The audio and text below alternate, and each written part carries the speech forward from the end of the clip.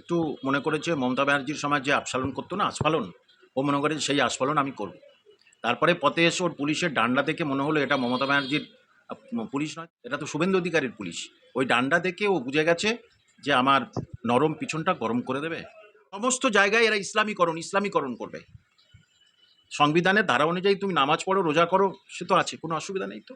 কিন্তু প্রান্তিক গরিব ছেলেমেয়েরা, তাদের বাবা মা ওখানে তাদের খাবে যাবে, তারা লেখাপড়া শিখবে, তাদেরকে পুরো ধর্মীয় লেখাপড়া শেখানোর কি দরকার আছে? যে কিছুটা হিন্দু বিদ্বেষী পাঠ দেওয়া হয়, এটা আমি একদম নিশ্চিত। কেন বলছি? যে আমাদের নামাজ পড়তে দিচ্ছে না, কিন্তু হিন্দুরা বাইরে দুর্গাপুজো করছে কেন? তাহলে এটা তো হিন্দু বিদ্বেষী কথা। প্রতিষ্ঠান ভারতবর্ষের ইতিহাসে এই প্রথম একটা শিক্ষা প্রতিষ্ঠান যেখানে সোনার কয়েন পাওয়া গেছে। নিউজ 16 ভারত, রাজনীতির অন্তরালে সত্যের সন্ধানে। স্যার, আপনি এই যে মাদ্রাসা বললেন, আমি মাদ্রাসা সবচেয়ে বড় কথা যে এখানে তার মানে এদের কোনো রকমের হিসেব নেই। এরা বেহিসাবি টাকাগুলো নিয়ে এসছে। টাকা কোথা থেকে এসছে? মাদ্রাসা থেকে অত টাকা দেয় না তো। গরিব ছেলেমেয়েরা সেখানে পড়ে, আমার গরিব, তাদের ওখানে পড়াতে দেয়, তাদের ব্রেনগুলো এরা ওয়াশ করে শেষ করে দেয়। আধুনিক শিক্ষা থেকে এদের জীবন বদ্ধ। প্রগতির বিরুদ্ধে এরা এরা পুরো প্রগতির বিরুদ্ধ, আধুনিকতার বিরুদ্ধ। সমস্ত জায়গায় এরা ইসলামীকরণ করবে। সংবিধানের ধারা অনুযায়ী তুমি নামাজ পড়ো, রোজা করো, সে তো আছে, কোনো অসুবিধা নেই তো। কিন্তু প্রান্তিক গরিব ছেলেমেয়েরা, তাদের বাবা মা ওখানে তাদের খাবে যাবে, তারা লেখাপড়া শিখবে, তাদেরকে পুরো ধর্মীয় লেখাপড়া শেখানোর কি দরকার? এই জন্যেই কিছু বিদেশ থেকে কিছু ওই টাকা এইটা দেখে তারা ইনকাম করে। যে দেখো এখানে বাবা মা নেই, এতিম বলা আরবি কথা, এতিম ছেলেদের এখানে রাখা হয়েছে, সেইটা দেখে তারা সেখান থেকে টাকা পাঠায়। আর সেই টাকাটার আপনি দেখেছেন একটা মাদ্রাসা শিক্ষা প্রতিষ্ঠান ভারতবর্ষের ইতিহাসে এই প্রথম একটা শিক্ষা প্রতিষ্ঠান যেখানে সোনার কয়েন পাওয়া গেছে। এই জন্য তো উত্তরপ্রদেশের এটিএস এসছে, এমনি এসছে, তারা এই খবরটা পেয়েছে এবং তাদের দেখা যাচ্ছে তাদের ইন্টেলিজেন্স ঠিক কথা বলেছে উত্তরপ্রদেশের, যে তাহলে ইন্টেলিজেন্সের কথা শুনে এসে টাকার সোনাটা পেয়েছে। এটা কিন্তু কাম্য নয়। এরা প্রকারান্তরে এই বাংলার শান্তিপ্রিয় মুসলমানদের এরা কিন্তু ক্ষতি করছে। কারণ অন্য সম্প্রদায় তারা কিন্তু সব মুসলমানকে এই একই খাতায় ফেলে দিচ্ছে। দেখে কি আবার ফিরে এলেন, মানে কি? একটু মনে করেছে মমতা ব্যানার্জির সময় যে আস্ফালন করতো না, আস্ফালন, ও মনে করে সেই আস্ফালন আমি করব। তারপরে পথে এসে ওর পুলিশের ডান্ডা দেখে মনে হলো এটা মমতা ব্যানার্জির পুলিশ নয় তো, এটা তো শুভেন্দু অধিকারীর পুলিশ। ওই ডান্ডা দেখে ও বুঝে গেছে যে আমার নরম পিছনটা গরম করে দেবে। হ্যাঁ, কেন এটা বলছি ওকে আমি? যে এই উত্তেজনাপূর্ণ মুহূর্তের সময় মাদ্রাসা নিয়ে ঘটনা ঘটছে, এই উত্তেজনা, এই তারপরে এয়ারপোর্ট, এই উত্তেজনা মুহূর্তের সময় এগুলো করাটা ঠিক হয়নি, ঠিক হচ্ছে না। কারণ এখন উত্তেজনা ছড়ালে যে কোনো সময় যে কেউ একটা কিছু করে দিতে পারে, সাম্প্রদায়িক সম্প্রীতি নষ্ট হতে পারে, দাঙ্গা বাঁধতে পারে, এটা খুব স্বাভাবিক। যে সুতরাং এই সময় উচিত ছিল চুপ করে বসে থাকা। বললেন যে তাহলে আবার পিছনে ফিরে আসলেন কেন? ওই যে বললাম, ডান্ডাটা দেখে ও ফিরে আসলো। মানে এটা সম্পূর্ণভাবে দাঙ্গা বাঁধানোর চেষ্টা। এটা তো আকার ইঙ্গিতে সেটাই বলা হয় যে এটা করা মানে এই মুসলমানদের এই জায়গায় একসঙ্গে জড়ো করা এবং এয়ারপোর্টের মধ্যে, এয়ারপোর্টের এখন মানে চলমান এয়ারপোর্ট যেখানে ভিড়ভাট্টা আছে সেখানে এটা করা মানেই তো কিছুটা ইন্ধন দেওয়া, দাঙ্গার ইন্ধন দেওয়া ছাড়া তার অন্য কোনো কিছু নয়। সরকারের উচিত ওর প্রতি ইমিডিয়েটলি ব্যবস্থা নেওয়া, না হলে কিন্তু ওই জায়গাটা কন্ট্রোলের বাইরে চলে যায়। কি জানা যাচ্ছে এই যে খারিজি মাদ্রাসা যে কিছুটা হিন্দু বিদ্বেষী পাঠ দেওয়া হয়, এটা আমি একদম নিশ্চিত। কেন বলছি? যে আমাদের নামাজ পড়তে দিচ্ছে না, কিন্তু হিন্দুরা বাইরে দুর্গাপুজো করছে কেন? তাহলে এটা তো হিন্দু বিদ্বেষী কথা হচ্ছে। আমাদের নামাজ পড়তে দেওয়ার মানে নামাজ কি আমাদের মসজিদে পড়তে দিচ্ছে না নাকি? নামাজ পড়ো, রোজা করো, সব বলছে। তাহলে কিছুটা হিন্দু বিদ্বেষী কেন আমি বলছি? যে সরকারি মাদ্রাসা আছে, সরকার স্বীকৃত যে মাদ্রাসা আছে, 614টা সরকার স্বীকৃত মাদ্রাসা, যেগুলোতে সরকারি টাকায় মাইনে পায়, সেখানে মধ্যশিক্ষা পর্ষদে সব পড়ানো হয়। হ্যাঁ, মানে মনে হয় 0.01% মনে হয় আরবি পড়ানো হয়। তাহলে সেখানে যখন 60 থেকে 70% হিন্দু শিক্ষক শিক্ষিকা, সেখানে হিন্দু ছাত্রছাত্রী আছে, তাহলে এই মাদ্রাসাগুলোতে কেন হিন্দু শিক্ষক শিক্ষিকা থাকবে না, হিন্দু ছাত্রছাত্রী থাকবে না? তার মানে কি যে হিন্দুরা থাকলে অসুবিধা আছে? এখানে শিশুদের ক্ষেত্রেও হিন্দু মুসলিম করছে, জানেন তো? শিশুদের ক্ষেত্রে হিন্দু মুসলিম করছে। তারা অনেক গরিব হিন্দু আছে প্রান্তিক, তারা তো সেখানে থাকতে পারে, পড়াশোনা করতে পারে, খেতে পারে। নাকি শুধু মুসলমানদের উন্নয়ন করব? হয়তো মুসলমানদের উন্নয়ন করব, মুসলমান ছেলেদের উন্নয়নটা করছে কই? উন্নয়নের নামে তাদের তো জীবনগুলো, ভবিষ্যৎগুলো আরও নষ্ট করে দিচ্ছে। রোহিঙ্গাদের নাকি এই খারিজি মাদ্রাসাগুলোই আশ্রয় দেয়। এটিএস এটাকে পুরোপুরিভাবে বার করবে।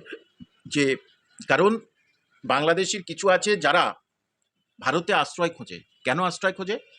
যে কলকাতা, এটা মমতা ব্যানার্জির সময় কলকাতা ওই সন্ত্রাসীদের আনাগোনার বা বাসস্থান হয়েছিল, এবং তারা যখন টাকা এখানে দিচ্ছে এইসব মাদ্রাসায়, তাহলে তাদের অধিকার থাকবে ওখানে গিয়ে থাকবো। থাকার তো কোনো জায়গা নেই, আমার তো দাড়ি টুপি আছে, বাংলাদেশি, আমার তো কোনো প্রমাণ নেই, হোটেলে থাকতে পারবো কোথাও। তাহলে তোমরা আশ্রয় দাও। সেই আশ্রয় দিলে তাকে আশ্রয় দিতে বাধ্য, কারণ তারা টাকা লেনদেন করে, তারা টাকা দেয়, এটিএস যেটা বলছে, এবং এটা তো ঠিক, সেই জন্যে অ্যারেস্ট হলো। তাহলে উত্তরপ্রদেশের যে ইন্টেলিজেন্স একদম ঠিক কাজ করেছে, ঠিকই করেছে। প্রসূন ব্যানার্জির মতে নাকি কালীঘাট হতে পারে, এটা ঠিক, কারণ এদের এই জাহাঙ্গীর খান, যে জাহাঙ্গীর খানের হচ্ছে তো নেপালে আছে, নেপালে তার ছেলে মেয়েদের পড়ায়। তাহলে এই ছুটছাট যারা বাংলা, যারা আমাদের তৃণমূল করতো, বর্ডার ঘেঁষা, তারা তো অবশ্যই ওখানে গিয়ে একটা জায়গা জমি কিনে রাখবে, হোটেল করেছে হয়তো, সেটা দেখা যাবে। এবং প্রসূন ব্যানার্জি উনি কিন্তু পুলিশ অফিসার ছিলেন, বা এরকম কিছু ইন্টেলিজেন্সের সঙ্গে উনি যুক্ত ছিলেন। গতকাল ওনার সঙ্গে চ্যানেলে আমার একটা ডিবেটে ছিল আর কি, তখনই সেটা বুঝলাম যে নিশ্চয়ই তার কাছে তথ্য আছে বলে তিনি এটাই দিচ্ছেন, এটাই বলছেন। এবারে ইন্টেলিজেন্স উচিত সেটাকে ঘেঁটে দেখা যে সত্যি আছে কি, এবং সেটা করলেই পাওয়া যাবে। কারণ এরা এত বেশি টাকা নয়ছয় করেছে, টাকাগুলো তো বাইরে বিদেশে দেওয়া ছাড়া তো কোনো গতি নেই, এখানে রাখলেই তো ধরা পড়বে। সুতরাং বিদেশে অবশ্যই কিছু টাকা রেখেছে, সরিয়ে রেখেছে, এটা ঠিক। মানে কতটা সত্যি যে ৬,০০০-এর বেশি? ৬,০০০-এর বেশি না, ১০,০০০-এর মতো খারিজি মাদ্রাসা। ৬,০০০ একদম নয়, ১০,০০০-এর মতো খারিজি মাদ্রাসা আছে।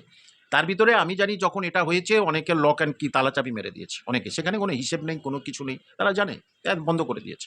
এইবারে গ্রামে গঞ্জের কিছু কিছু তারা এদিক ওদিক এদের কাছে চাঁদা ফাঁদা তুলে চলতো, কিন্তু যেগুলো বড় বড় বিল্ডিং হয়েছে শহর ঘেঁষা, আধা শহর ঘেঁষা, সেগুলো তো টাকা তো হিউজ টাকা লাগে। একটি মাদ্রাসায় আমি শুনলাম, সেখানে কর্মকর্তা আমার কাছে এসেছিল, যে নানা রকম পরামর্শ মানে আমি তাদের ওই কুপরামর্শ দিইনি, সুপরামর্শ দিয়েছি, যে সেখানেই তারা বলছে বছরে 2 কোটি টাকা খরচা হয়, খাওয়া দাওয়া, ইলেকট্রিক ফাল। তাহলে 2 কোটি টাকা কি চাঁদা ফাঁদা তুলে হয়?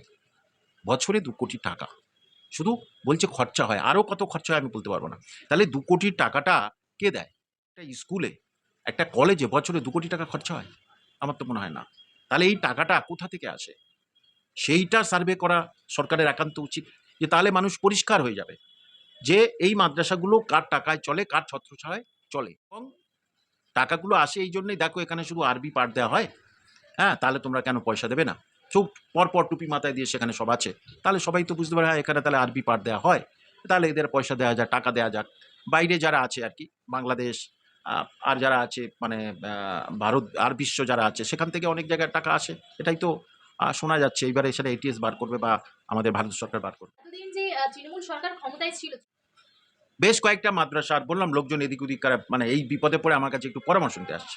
আবার বলছি, আমি কিন্তু ওই মাদ্রাসার পরামর্শদাতা নয়, তারা পরিকাঠামো কি আছে, কোথায় কি, এইসব সেখানে কিন্তু তারা পরিষ্কার করে বলছে, দোতলা বিল্ডিংয়ের পারমিশন পেয়েছি পঞ্চায়েত থেকে, করেছি 4 তলা বিল্ডিং। কেন না? এমএলএ করে দিয়েছে। আর কাগজপত্র কিছু আছে, কিছু নেই। এমএলএকে টাকা দিয়েছিলাম, এমএলএ করে দিয়েছে। তা কিসে, কোথাকার এমএলএ? বিজেপির এমএলএ তো নয়। তাহলে তৃণমূলের এমএলএ, তৃণমূলের লোকজনের সঙ্গে জড়িত আছে, 100% জড়িত আছে।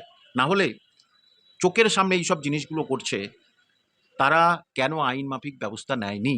কেন বলছি না যে তোমরা এখানে আধুনিক শিক্ষা দাও, ম্যাক্সিমাম আধুনিক শিক্ষা দাও, হাতের কাজ শেখাও, দর্জি শেখাও, মোবাইল ফোন রিপেয়ারিং শেখাও, চশমা রিপেয়ারিং শেখাও, ইত্যাদি নানা রকম রিপেয়ারিং শেখাও, যাতে তারা করে খেতে পারবে। কিন্তু পিওরলি যেখানে ইসলামিক শিক্ষা দেওয়া হচ্ছে, এটা তো মেনে নেওয়া যায় না। রামকৃষ্ণ মিশনে পিওরলি হিন্দু শিক্ষা দেওয়া হয় না, মানে হিন্দুত্ববাদী শিক্ষা দেওয়া হয় না। সামান্য পরিমাণ একটা মানে প্রেয়ার ফেয়ার এগুলো হতে হয়। কারণ বহু মুসলিম ছেলে মেয়ে তারা কিন্তু ওই এতে পড়ছে, জানেন, রামকৃষ্ণ মিশনে পড়াশোনা করে, কিন্তু কটা হিন্দু এই খারিজি মাদ্রাসা পড়াশোনা করে বলুন তো? তাহলে কি বোঝাচ্ছে আপনি বলুন? নিউজ 16 ভারত, রাজনীতির অন্তরালে সত্যের সন্ধানে।